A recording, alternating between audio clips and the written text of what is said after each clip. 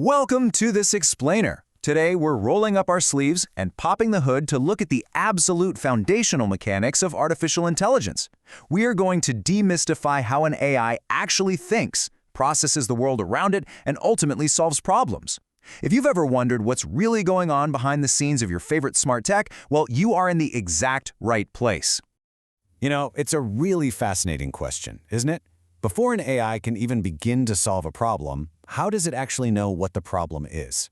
I mean, whether we're talking about a massive robotic arm sorting packages in a warehouse, a life-saving medical diagnosis system, or a grandmaster-level chess program, every single AI has to understand its task before it takes a single action. Without a crystal-clear target, even the absolute most advanced algorithm in the world is completely useless. Okay, let's dive right into this. Here is our quick roadmap for today.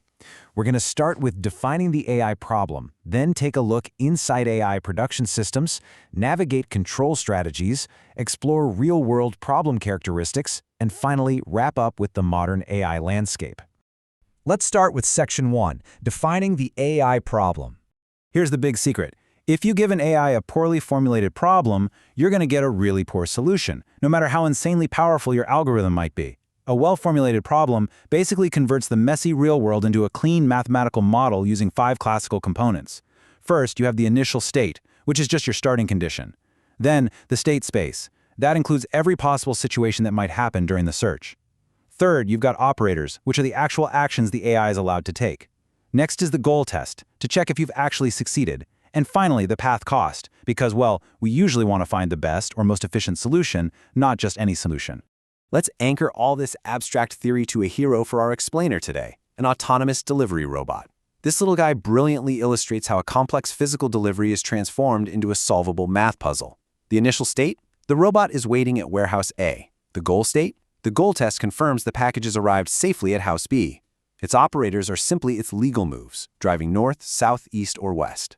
The state space represents literally every single road intersection it could possibly pass through in the city. And its path cost? Optimizing for the shortest possible travel time. Moving right along to Section 2, inside AI production systems. So, the puzzle is set up. How does the AI actually make a choice? Well, it often uses what's called a production system, which acts as its internal brain. Now, this is a classical AI method consisting of a collection of rules that guide intelligent decision-making. It's a highly modular approach, and honestly, while it's an older foundational concept, it is absolutely still used everywhere today, especially in things like medical decision support or industrial automation. Why? Because in those fields, decisions literally must be transparent and easy to explain to humans. So what exactly makes up this brain? It's really just 3 main pieces. First, the rule base, which is a vast collection of if-then knowledge. Second, the working memory, which stores the current state of the problem, like our robot's current battery level or its GPS coordinates. And third, the inference engine. You can think of the inference engine as the conductor of an orchestra. It constantly examines the working memory, matches it against the rule base to see what applies right now, executes a decision, and then updates the memory as it goes. Now, what's really fascinating here is just how dead simple this logic can be.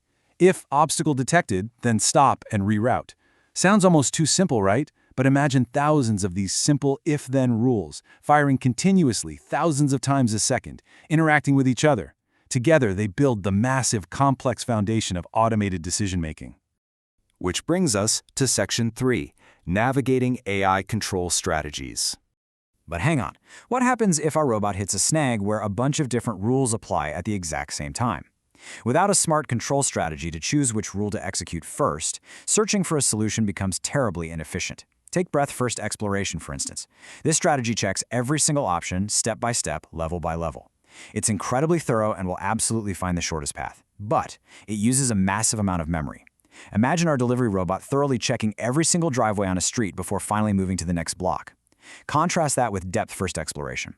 This method uses very little memory because it picks one single branch and goes as deep as possible before backtracking. The catch? Our robot might drive 5 miles down a dead-end road and get completely trapped before it realizes its mistake. Both of those strategies we just talked about are honestly just organized guessing. But what if the AI needs to be way smarter than just blindly guessing? How does it avoid wasting time checking paths that are obviously wrong? The answer is heuristic control. Instead of just fumbling around in the dark, heuristic control uses actual domain knowledge to strategically guide the search. A perfect everyday example of this is your phone's GPS navigation. It doesn't calculate every single road in the country to get you to the grocery store. It uses heuristics to estimate which roads physically move you geographically closer to your destination, completely ignoring the ones heading in the wrong direction. It's a highly educated, super efficient guess.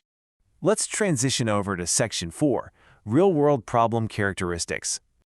Let's move to our next core concept and see how this all builds. Because obviously, not every AI problem is created equal. The environment completely dictates the strategy.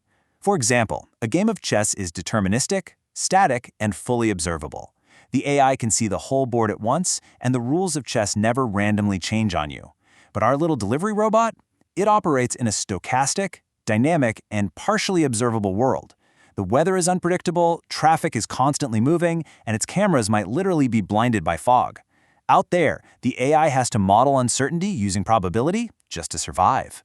And to add another layer to this, some problems are super forgiving, while others absolutely are not. If an AI is solving a digital maze, that's a recoverable problem. It takes a wrong turn, no big deal, it just backs up and tries again.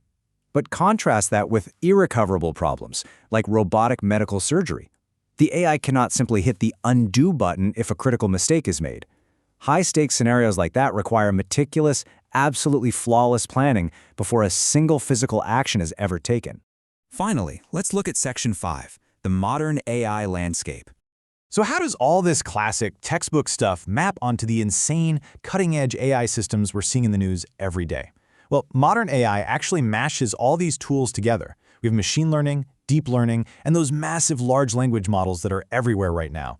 But beneath all that incredible innovation, they still completely rely on problem formulation, search algorithms, and optimization. So the crucial point is that even in the age of advanced chatbots and generative AI, these classical concepts, defining states, evaluating costs, testing goals, remain the essential invisible scaffolding of literally all modern AI systems. So, I want to leave you with a little challenge today. Look around you.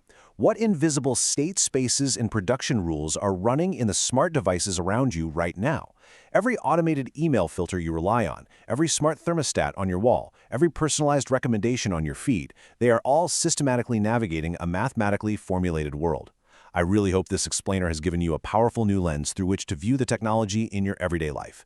Keep learning, keep exploring, and hey, thank you so much for joining me today.